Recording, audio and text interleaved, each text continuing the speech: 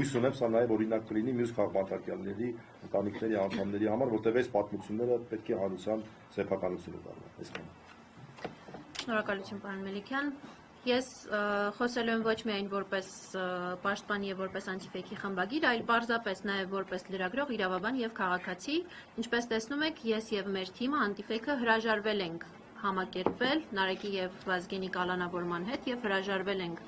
համակերպվել Հայաստանում խոսքի լրացման փորձի հետ։ Մենք փակում ենք հնարավոր բոլոր արևմտյան կառույցների դռները, միջազգային կառույցների դռները, տորպեդահարում ենք մեր նամակներով, նախորդին 40-ից ավելի նամակներ ենք ուղարկել միջազգային կազմակերպություններին եւ նաեւ մեր գործընկերների աջակցության շնորհիվ, մասնավորապես այս համատեքստում, ինչպես պարոն Մելիքյանը նշեց, ես էլ ուզում եմ շնորհակալություն հայտնել Հայաստանի ժուրնալիստների միությանը, նաեւ մեր գործընկեր լրագրողների եւ կառույցների աջակցության շնորհիվ մեր այսպես դռներ թակելը տեղ է հասել եւ Եվրոպայի խորհրդի լրագրողների անվտանգության հարթակը հնչեցրել է առաջին մակարդակի կոչ ահազանգ, որը շատ լուրջ նշանակություն ունի, լուրջ այն առումով, որ համար 1 կամ առաջին մակարդակի ահազանգ կոչ հնչեցվում է այն դեպքում, երբ վտանգ է սպառնում լրագրողի կյանքին, առողջությանը կամ մեդիայի գոյությանն առհասարակ։ Այսինքն նման հայտարարություններ եւ ահազանգեր հնչում են, երբ որ սպանվել է լրագրող, ֆիզիկական վնաս է կրել, նա կամ նրա ընտանիքի անդամները ենթարկվել են բռնության կամ պարզապես կա լրատվական միջոց, որը կանգնած է փակման վտանգի առաջ։ Եվ այս ահազանգը դրա մասին է։ Մասնավորապես դեկտեմբերի 11-ին Եվրոպայի խորհրդի լրագրողների անվտանգության հարթակում հնչել է համար 1 մակարդակի ահազանգ կոչը Նարեկ Սամսոնյանի, Վազգեն Սաղաթելյանի կալանավորման եւ անտիֆեյքի դեմ տեղի ունեցող գործընթացների մասին։ Եվ նրանք դիմել են Հայաստանի իշխանություններին եւ պահանջել պարզաբանումներ հետեւյալի մասին, որ պետք է անհապաղ վերադարձնել անտիֆեյքի արգրավված տեխնիկան, պետք է վերանայել Նարեկ Սամսոնյանի եւ Վազգեն Սաղաթելյանի կալանավորման հիմքերը նրանց ազատ արձակելու նպատակով, պետք է հիմնավորել իրավական առումով հիմնավորել, թե ինչու է կիրառվել խուլիգանության հանցակազմը եւ պետք է հաշվետու լինեն Հայաստանում լրատվամիջոցների եւ խոսքի ազատության սահմանափակումների հետ կապված հարցերով։ Տեսնենք կառավարությունից արձագանք կլինի թե չէ, բայց միայն այն, որ Եվրոպայի խորհրդից համապատասխան կառույցից նման ահազանգ կոչ է հնչեցվել, արդեն խոսում է այն մասին, որ նրանք էլ նկատում են, որ Հայաստանում խոսքի դեմ տեղի են ունենում որոշակի գործընթացներ, որոնք պարզաբանման կարիք ունեն Հայաստանի իշխանությունների կողմից։ Մի քանի թվեր ձեզ համար հնչեցնեմ, որոնք հիմնավորում են ահազանգ կոչի հնչեցված մակարդակի կարևորությունը նաև մեզ համար։ 2015-ից 2025 թվականների ընթացքում Եվրոպայի խորհրդի լրագրողների համապատասխան կառույցից ընդամենը 23 ահազանգ է հնչեցվել, որից միայն 19 եղել է այս իշխանությունների օրոք։ Ընդ որում, այդ 23 ահազանգ կոչերից միայն 5-ն է եղել առաջին մակարդակին։ Եվ այդ 5-ից միայն մեկը Նարեկի եւ Վազգենի գործն է վերաբերվել կալանավորմանը։ Մնացած բոլոր դեպքերը եղել են լրատվամիջոցների փակման վտանգ, ինչ որ ֆիզիկական բռնություն եւ այլն։ Ապօրինի կալանավորման դեպք արձանագրվել է միայն Նարեկի եւ Վազգենի մասով, եւ սա ինքնին խոսուն փաստ է։ Սա նշանակում է, որ Հայաստանը շեղվում է, այսպես իրենց աչքերով շեղվում է, մեզ համար ակնհայտ է, որ վաղուց շեղվել է ժողովրդավարական հունով ընթանալու ճանապարհից եւ սա այլևս չի խոսում ժողովրդավարության մասին։ Մենք գործ ունենք մի երկրի հետ, որը խոսքի ազատության, ԶԼՄ-ների ազատության, մեդիայի հարցում ունի լուրջ հետընթաց եւ այսօր Հայաստանը Եվրոպայի խորհրդի 46 անդամ երկրներից կալանավորված լրագրողների թվով 3-րդ տեղում է։ Սա ինքնին խոսուն փաստ է։ Եվ ինչպես գործընկերներս ներկայացրեցին, իրավական մանրամասների մեջ չեմ ուզում մտնել, միայն մի քանի բառով ուզում եմ ասել, որ այն ինչ որ նոյեմբերի 13-ին տեղի ունեցավ Նարեկ Սամսոնյանի, Վազգեն Սաղաթելյանի եւ անտիֆեյքի դեմ, դա ուղիղ պատժիչ գործողություն է սուր քննադատական քաղաքական խոսք հնչեցնող անձանց եւ մեդիայի նկատմամբ, եւ սա գնահատականի պետք է արժանա, ինչպես միջազգային հանրության կողմից, այնպես էլ մեր գործընկերների կողմից։ Հակառակ պարագայում ամեկ պլյուսի լիցենզիայի զրկելու մասին կոկորտ պատրողի կողմից, այսպես ասած, եթե չլիներ մեր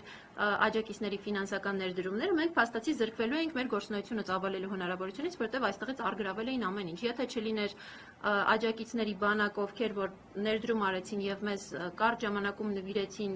տեխնիկա, որով մենք կարողացանք շարունակել, դա մոտավորապես 3-4 օրվա մասին է խոսքը։ 3-4 օր մենք հնարավորություն չենք ունեցել աշխատելու։ Փաստացի մենք փակման վտանգի առաջ էինք կանգնած։ Եվ եթե չլիներ այդ աջակցությունը, Հայաստանում մենք գործ ունենայինք ամեկ պլյուսին լիցենզիայից զրկելու մասին կոկորտ պատրողի օրոք փաստացի փակված ԶԼՄ-ի հետ, որը կարծում եմ աննախադեպ է առնվազն նաև այս իշխանությունների ժամանակ։ Մեղադրանքի աբսուրդի մասին գործընկերներս խոսեցին, չեմ ուզում կրկնվել, միայն ուզում եմ շեշտել, որ առնվազն Նարեկ Սամսոնյանի մասով հետույք բառի համար առաջադրվել է մեղադրանք, կիրառվել է կալանք, որը եւս աննախադեպ է, եւ սա խոսում է մի բանի մասին, որ Հայաստանի Հանրապետության ազգային ժողովի ամբիոնից, իշխանության ներկայացուցիչների կողմից այդքան հնչող հայհոյանքներին, լկտի բառապաշարին, բոլորը դուք առնչվել եք այդ բառապաշարի հետ, լուսաբանել եք, կրկնվել չեմ էլ պատրաստվում, չեմ էլ ցանկանում։ Բայց մի կողմից մենք ունենք իշխանություն, ովքեր ամենաբարձր հարթակներն, ամբիոններն օգտագործում են այդպիսի լեքսիկոնով խոսելու համար, մյուս կողմից փոդքասթում, որի նախաբանում ծանոթվում են մարդիկ, որ այստեղ հնարավոր է ոչ նորմատիվային լեքսիկոն եւ հնչում է հետույք բառը, կալանավորվում է փոդքասթի վարողը։ Եվ ինչի համար է ըստ մեզ այս ամենը կատարվում։ Սա այս գործը միայն Նարեկի եւ Վազգենի մասին չէ։ Սա ուղերձ է բոլոր լրագրողներին, բոլոր խմբագիրներին, բոլոր քննադատող քաղաքացիներին, որ երկար մտածեք քննադատելուց առաջ, որովհետեւ դուք եւս կարող եք լռեցվել, կարող եք ընդհուպ մինչեւ կալանավորվել։ Վերջում այս ամենի մեջ կա նաեւ մարդկային կտոր, ինչի մասին նաեւ պարոն Մելիքյանը խոսեց։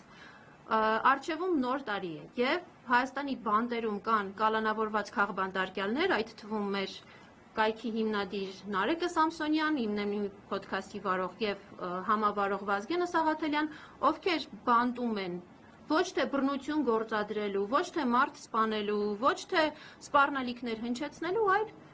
սուր քաղաքական քննադատության ենթարկելու համար։ Սա նաև պետք է դիտարկել այդ մարդկանց ընտանիքների տեսանկյունից, ովքեր որ հնարավոր է, որ նոր տարուն անցկացնեն բանտում միայն խոսք հնչեցնելու համար։ Այսքանը շնորհակալ եմ եւ խոսքը փոխանցեմ Նարեկ Սամսոնյանի կնոջը Լուսինե Առաքելյանին։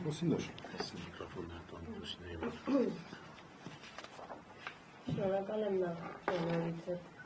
այս ընթացքում մեր կողքին լինելու, լուսաբանելու համար։ Ինձ միշտ ասում են ժպտում ես, շատ հանգիստ ես, չես նեղվում ընդհանրապես։ Ասեմ, որ 18 թվականից ինչ այս պատողածներն եկան իշխանության, մենք գիտենք, որ հասնելու է սրան։ Ու երբ որ Նարեկը որոշում էր, որ պետք է այս հաղթական պոդքասթը վարի, որ պետք է չլռի, մենք արդեն գիտենք, որ տարբերակներ մեկը գտնելու են իրենց լրացնելու։ Ու դրա նախագանքն եղավ նախորդ կալանավորումը, մեծ բանի մասին խոսում են, մանր մոնեֆերման ենթարկելները հաշվի չեմ առնում։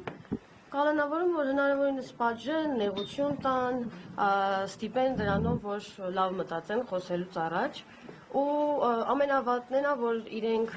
փորձում են Նարեկին ու Վազգենին ներկայացնել որպես խուլիգաններ, որպես փողոցային մարդիկ, ովքեր որ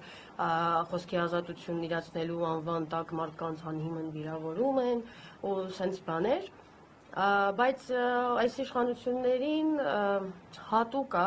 կեղտոտ հագուստով փողոց դուրս գալ ու դիմացինին ասել հագուստդ կեղտոտ է, սենց մեղմ օրինակով ասեմ ձեզ ասելիքս ու ինձ համար այս ընթացքում խոսել, ինչի նախորդ անգամ չխոսեցի, որովհետև այս անգամ իրենք ուղեցին իրենց նախորդ անգամվա թույլ տված սխալները, Նարեկենց տեսակցությունները փակեցին, հարցակում գործեցին անտիֆեյքի խմբագրության վրա, փորձեցին նեղել իշխանին Ֆիդանյան Դավիթին, փորձեցին զրկել տեխնիկայից, փորձեցին նենց անել, որ ըստ իրանց անտիֆեյքի խմբագրությունը վախը սրտներում անցկացնել, որ հեսա մեզել են բռնելու, շատ ճղճի, բայց իրենց բնորոշ այս իշխանություններին բնորոշ գործելավոճ, որը որ ինձ ոչ զարմացնում է, ոչ նեղություն է պատճառում, ուղղակի ուզում եմ իմանամ ինչքան են սրանք կարողանալու սենց ձգեն ու ինչքան են դրսի կառույցները, մարդու իրավունքների պաշտպանությունը ստանձնած պետությունները, ոնց են շարունակելու սրանց հետ ձեռք սեղմել, սրանց հետ համագործակցել, սրանց ֆինանսապես աջակցել, անունը դնում են թե հիբրիդային պատերազմում աջակցում են այս իշխանություններին, չգիտեմ, իրանք այս իշխանություններին փողի համար մեռած իշխանություններին փող տալով փորձում են իրենց գործիքը սարքեն, իմ պատկերացումն է դա Ռուսաստանի դեմ, ու այդ ամեն ինչում ասում են հակառուսականությունն իրենց համար ավելի կարևոր է ու կարող են ցանկացած մեկին, ցանկացած լրագրողին պիտակավորեն, ասեն, որ նա ներկայացնեց, Վազգենը Ռուսաստանի քաղաքացի է, ուրեմն հնարավոր է, որ կարող է ինքը ռուսական շպիոն լինի, ու սենց ստերով կարծում եմ, ես ինքս էլ եմ մամուլում հանդիպել այդպես հրապարակումներ, որ ասում են, որ այս ամեն ինչին եվրոպացիները աչքը փակում են, որովհետև օգնում են տեղի իշխանություններին պայքարել ռուսականության դեմ։ Ասեմ, որ մեր տուն գալով չեն վախեցրել ինձ, չեն վախեցրել երեխեքին, փորձում էին հնարավորինս Նարեկին մեղավոր դարձնել այս իրավիճակում, որ քո պատճառով եկանք առավոտ երեխեքիդ օրը հարամարեցինք, տնեցիկիդ օրը հարամարեցինք, բայց չէ, այտենց չի, իրանք չեն ասել իրանց ուզածին, մենք ամեն ինչով աջակցում ենք Նարեկին, Նարեկի հետ ենք, երեխեքը ճիշտ է փոքր են, բայց ամեն ինչ գիտակցում են, իրանց համար պատիվ է, որ իրանց պապան վախկոտ չի, որ քննադատությունից չի վախենում, քննադատայս իշխանություններին, այսպես ավտորիտար իշխանություններին քննադատելուց չի վախենում, մենք հանգիստ ենք, մեր խիղճը հանգիստ է, մեր գլուխը բարձր է, ես մի անգամ առիթով ասել եմ, որ ես ստորագրել եմ եւ մինչեւ հիմա ստորագրում եմ Նարեկի ասած ցանկացած խոսքի տակ, որովհետեւ դա է արդար խոսքը, դա է ճիշտ խոսքը, դա է հաշվարկված խոսքը, որ դաշտում կան չէ, ընդդիմադիր մարդիկ, ովքեր որ հաշվարկներով են խոսում, որ հանգած տեղ չթողնեն, որ իրանց դեմ մեկը ինչ-որ մի բան կարողանա ասի, կամ իրանց դեմ սարքի, կամ իրանց ուղարկի բանտ, չէ, ու ես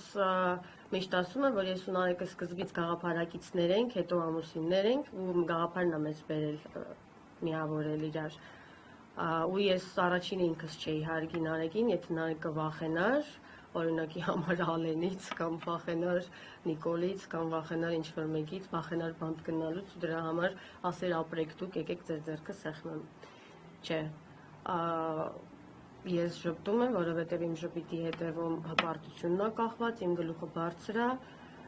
իսկ իրանք երբ որ ժպտում են, իրանց ժպիտի հետևում